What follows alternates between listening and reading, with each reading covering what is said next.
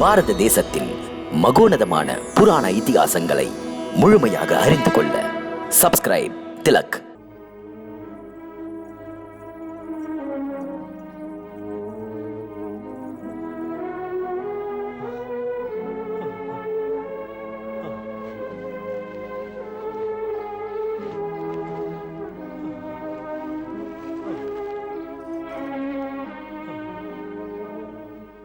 श्री कृष्ण श्री कृष्ण श्री कृष्ण श्री कृष्ण श्री कृष्ण श्री कृष्ण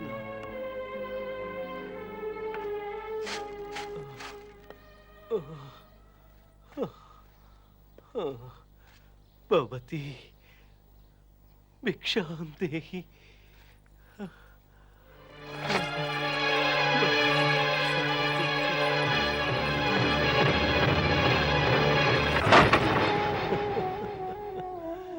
श्री कृष्ण श्री कृष्ण श्री कृष्ण श्री कृष्ण श्री कृष्ण.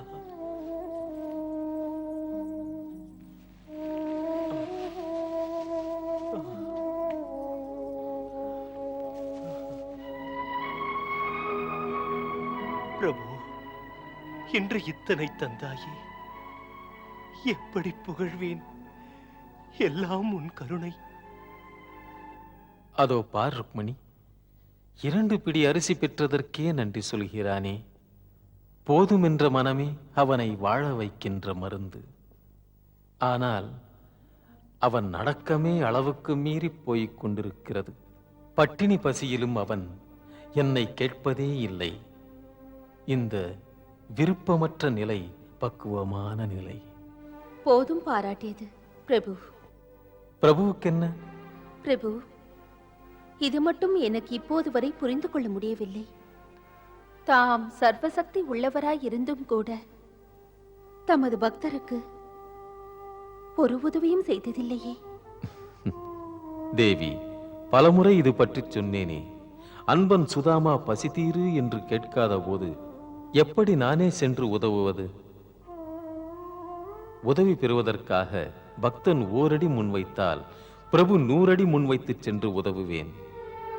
அவன் நிலையை சொல்லி காப்பாற்று கண்ணா என்று ஒரு முறை கேட்டால் உன் பிரபு அக்கணமே உதவி புரிவேன். ருக்மணி, கஜேந்திரனை முதலையிடமிருந்து காக்கவில்லையா? பாவம், ஆதி மூலமே அநாதரக்ஷகா என்று என்னை கூப்பிட்டானே. என்னை கூப்பிட்டவனை நானும் காக்க ஓடுவேன். அந்த கதை எதற்கு? தாம் அவருடைய துணிவை உறுதியை பரீட்சிக்கிறீர்களா? அவரால் தாங்க முடியுமா? இல்லை தேவி, என் மனது எனக்கு சொல்கிறது, இன்று அவன் என்னை பரீட்சிக்கிறான் என்று. அன்புக்காக என் மனது உருகி போய் அந்த விதியின் வேகத்தை ஒடுக்கி அவன் முன்வினையை மாற்றும் என்று. தாம் அவர் முன்வினையை மாற்ற தேவையில்லை, அவர் மதியை மாற்றக்கூடாதா? என்றால்? என்றால் இதுதான், அவரை உங்கள் பூரண பக்தனாக மாற்றுங்கள். ஏன் இப்படி பேசுகிறாய்? இப்போது அவன் பூரண பக்தன் இல்லையா? இல்லை, இப்போது அவர் இதயத்தில் தான் பிராமணன் என்ற எண்ணம் இருக்கிறது. பாவம், அவர் பிராமணனின் கடமை புரிகிறார். தன் முன்கர்ம வினைகளை தாங்கிக் கொள்கிறார். தாங்கிக் கொள்வதோடு துயரத்தில் கலங்காதிருக்கும் உறுதிக்காக கர்வப்படுகிறார். தாம் அவர் நினைப்பில் இருந்து அவர் கர்வத்தை அகற்றுங்கள். அவருக்கு புரிய வையுங்கள், பக்தி என்பதில் அகந்தைக்கு இடம் கிடையாதே. அஞ்சுதல் கூடாது, அதில் வெட்கமும் கூடாது. என்றும் உண்மை காதலர்களுக்கிடையே வெட்கப்படுதல், ஒதுங்கி வாழுதல் கிடையாது.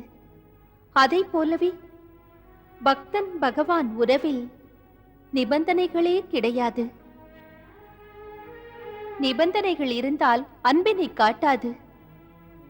சிறு பிள்ளை அம்மாவின் கைவிரலை தான் பிடித்துக் கொண்டு நடப்பதற்கு கெஞ்சுவது போல.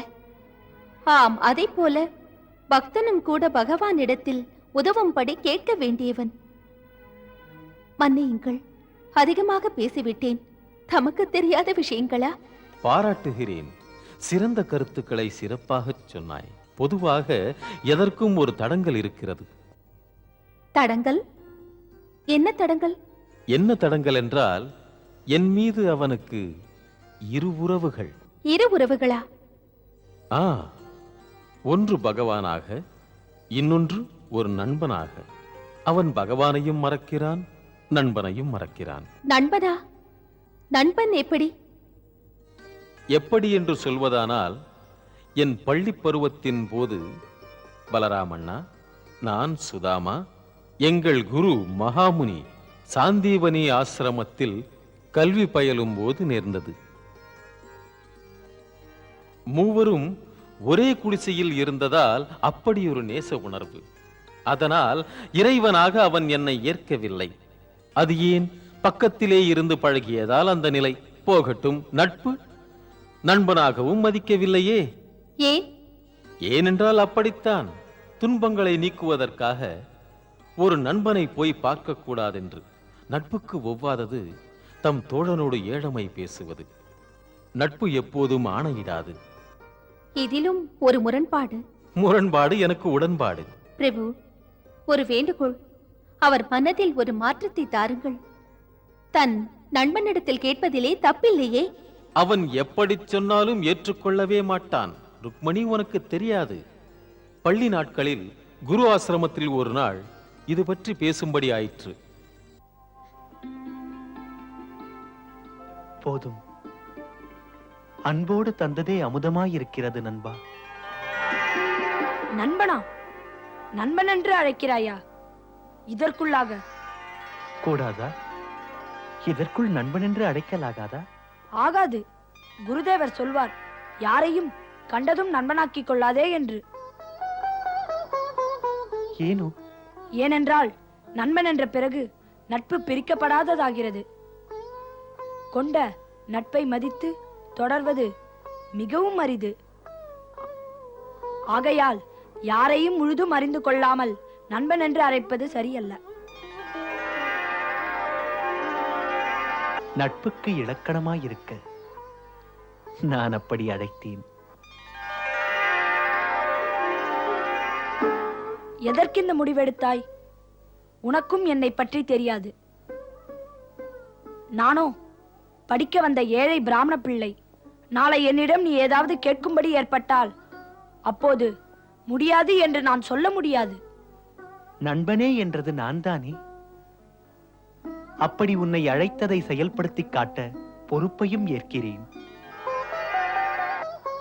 நிரூபிக்க நேரும் போது உண்மை நட்புக்கு நான் உதாரணமாவேன். மனமாற சொல்லுகிறேன், நமக்குள் நேரும் இந்த நட்பை நகைப்புக்கிடமாக்க மாட்டேன். இப்போது சொல், நண்பனாக ஏற்றுக்கொள்வாயா இல்லையா?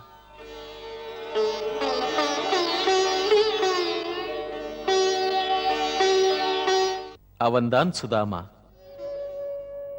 அது போகட்டும் பிரபு. மனதில் உள்ளதை மறைக்க தெரியாது. உங்கள் அபிப்பிராயம் அப்படி இருந்தால் அவருக்கு துயரங்களே தீராது. தாமும் கூட சற்று இறங்க கூடாதா?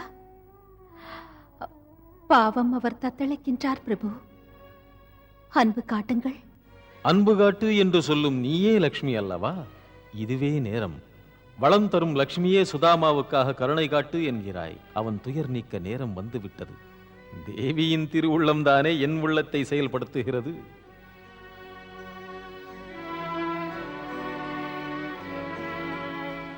பவதி பிக்ஷாந்தேஹி. அட யாரியா? பவதி பிக்ஷாந்தேஹி. இப்போ உள்ள வேலையா இருக்கோம், அப்புறமா வா. போ.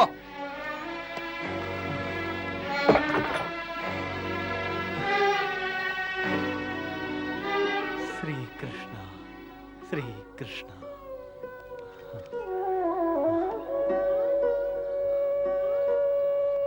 பவதி பிக்ஷாந்தேஹி.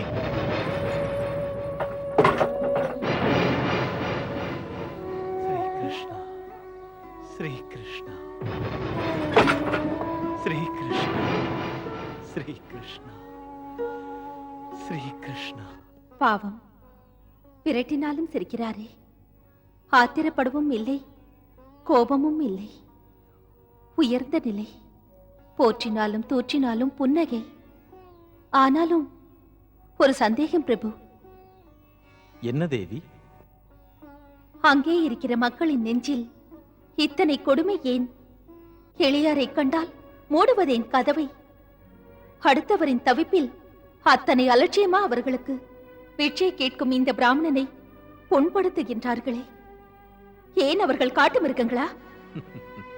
இல்லை தேவி, அப்படியெல்லாம் இல்லை. அவர்களும் நல்ல மனிதர்கள்தான்.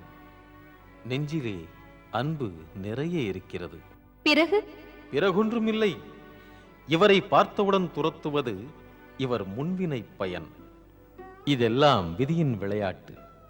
உதவ விரும்பும் உள்ளத்தை மாற்றி விடுகிறது.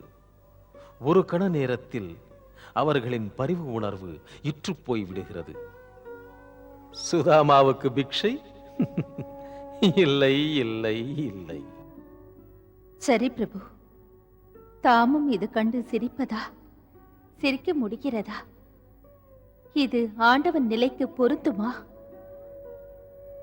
இவர் குடும்பத்துக்கு 2 நாளாக எதுவும் இல்லை. இப்படி லக்ஷ்மி தேவியே பரிவு காட்டுவதற்காக இஷ்டப்பட்டாயானால் அப்புறம் வேறு தடையேது? ஆம், உன் நினைப்பை யார் மூலமாவது செயல்படுத்த நினைத்துக்கொள். முதலில் அதை செய். அதோ பாவம் 5வது வீட்டில் நிற்கிறான். தாமும் இதற்கு சம்மதித்தால் முடிந்ததை செய்யலாம்.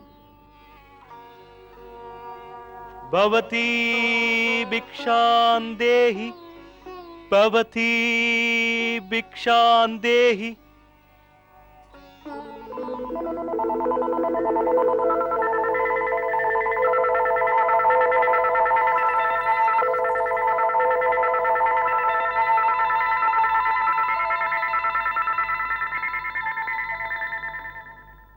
பொறுங்கள் பெரியவரே, நான் உள்ளே போய் பிட்சை கொண்டு வருகிறேன். ஸ்ரீ கிருஷ்ணா, ஸ்ரீ கிருஷ்ணா, ஸ்ரீ கிருஷ்ணா, ஸ்ரீ கிருஷ்ணா.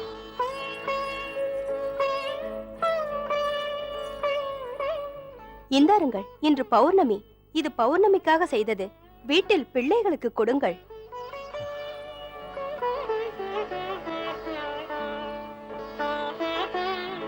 ஸ்ரீ கிருஷ்ணா, ஸ்ரீ கிருஷ்ணா. அதோ எதிர் வீட்டுக்கு போங்கள், இன்று விசேஷம். அங்கு பிராமணர்களுக்கு வஸ்திரம் தருகிறார்கள். நல்ல புது வேஷ்டி கிடைக்கும். இல்லை அம்மா, போக வேண்டிய 5 வீடுகள் முடிந்து விட்டன. பிராமணனுக்கு 6வது வீட்டில் சென்று கேட்க விதி இடம் தராதம்மா. பாவம் என்று நல்லதை சொன்னேன். இப்பொழுது கட்டி இருக்கிறது கந்தலாடை அல்லவா? போனால் உங்களுக்கு புதுசு கிடைக்கும். இல்லை என்றால் இஷ்டப்படி செய்யுங்கள். ஸ்ரீ கிருஷ்ணா, ஸ்ரீ கிருஷ்ணா, ஸ்ரீ கிருஷ்ணா, ஸ்ரீ கிருஷ்ணா, ஸ்ரீ கிருஷ்ணா.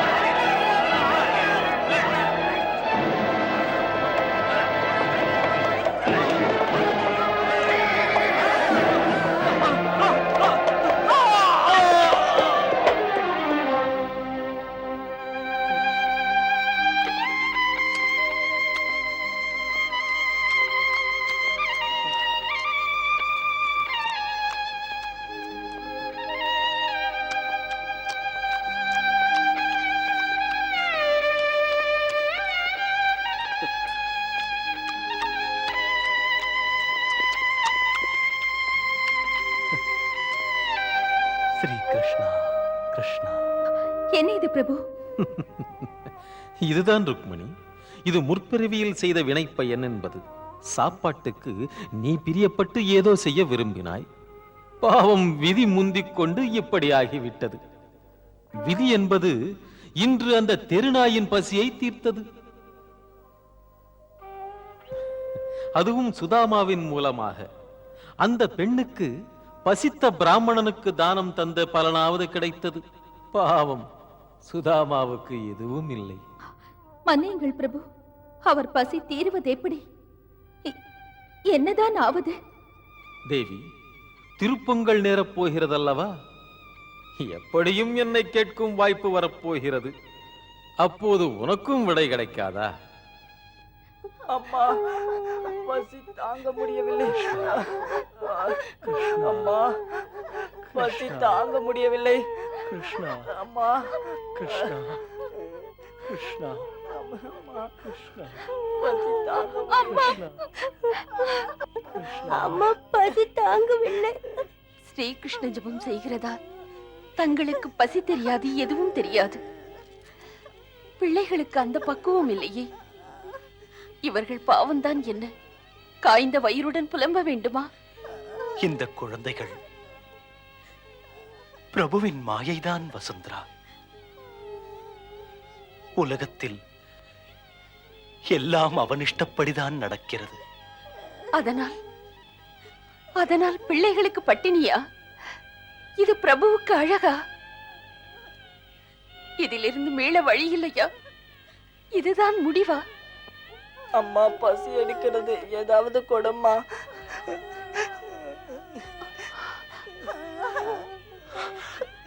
அம்மா பசி தாங்க முடியவில்லை. இல்லை, பொறுத்துக்கொள், அழக்கூடாது. பசியை பொறுத்துக்கொள். அழாதே, அழாதே. அழுவதால் பயனில்லை. அழுவதால் பசி தீராது, பசி தீராது. அழும் குழந்தையிடம் இப்படியா சொல்வது? அழுது புலம்பி மயங்கி தூங்கட்டும். ஏன் பிறந்தான் எனக்கு பிள்ளையாக? வசுந்தரா, மனம் நொந்து இப்படி பேசாதே. நாம் விதியை வெல்ல முடியுமா? கை கெட்டிய உணவு வாய் கெட்டியதா? நாய்க்கு கிடைத்தது. அதனால் தான் சொல்லுகிறேன், அந்த பிரபு என்ன நினைக்கிறானோ அதுவேதான் நடக்கிறது. பொறுப்பிலிருந்து தப்பித்துக் கொள்ளக்கூடாது. பசியில் அழும் குழந்தைகள். அப்பா, நீங்கள் ஏதாவது செய்ய வழி பாருங்கள். குழந்தைகளின் பசி தீர. நான் ஒரு தாய், அதனால் தான் வேதனையோடு சொல்கிறேன். நாளும் பட்டினி என்ற நிலை. பசிக்கு தர அந்த பகவானுக்கு விருப்பம் இல்லை. தாய்க்கும் குழந்தைகளுக்கும் கண்ணீர் சிந்துவதற்கு யாரும் இல்லை. வசுந்தரா, இந்த ஜீவன் பிரபுவின் தயவில் வாழ்கிறது. இந்த ஜனங்கள் அவன் ஆட்டுவிக்கும் பொம்மைகள். அவன் இப்படியொரு நிலைமையில் நம்மை வைத்தால் அதை விதியென்று நினைத்து பொறுமையோடு ஏற்றுக்கொண்டு விடு. கஞ்சிக்கு வழி இல்லை, அதற்காக நீங்கள் சிந்திப்பதும் இல்லை. கேட்டால் இறைவன் எண்ணப்படி நடக்கும் என்கிறீர்கள். நாம் பெற்ற பிள்ளைகளின் கண்ணீரை கண்டுமா கலங்காதிருக்கிறீர்கள்? நியாயமா இது சுவாமி? இது தங்களுக்கு அழகா? நியாய அநியாயங்களை பற்றி சொல்லும் நேரமா இது? அவன் நினைக்கிறான், அவன் நினைத்ததைத்தான் இங்கு நடத்துகிறான். எல்லாமே நமது பூர்வ ஜென்மத்தில் செய்த பலனென்று பொறுத்துக்கொள். வசுந்தரா, நம் பாவத்திற்கு தண்டனையை நாம் தானே ஏற்க வேண்டும். இதற்கு பகவானை நிந்தித்தால் என்ன பயன்? ஏன் நிந்திக்கிறாய்? இது நிந்தனை இல்லை. இன்று படும் துன்பம் முற்பிறவி பலன் என்றால், அதற்கு பரிசு பட்டினி என்றால், இது பகவானின் தீர்ப்புதானே? கிருஷ்ணா, கிருஷ்ணா, பாவம் செய்து நாம் மூட்டை கட்டி கொண்டது நமது பிள்ளைகளின் தலைமேல் விழுந்ததே, இது பற்றி தாங்கள் ஏன் பேசக்கூடாது ஸ்ரீ கிருஷ்ணனிடத்தில்? கிருஷ்ணா கிருஷ்ணா கிருஷ்ணா, அன்று நீங்களும் நானும் நமது பிள்ளைகளும் சென்ற பிறவியில் செய்த பாவங்களை அப்படியே சொல்லுங்கள், எடுத்துச் சொல்லுங்கள். பாவங்களுக்குரிய மொத்த பலனையும் நான் ஏற்றுக்கொள்கிறேன். கிருஷ்ணா, பலனாக எதையும் ஏற்பேன். பட்டினிகள் உங்களுக்கோ என் பிள்ளைகளுக்கோ தினப்படி தண்டனையாக கூடாது.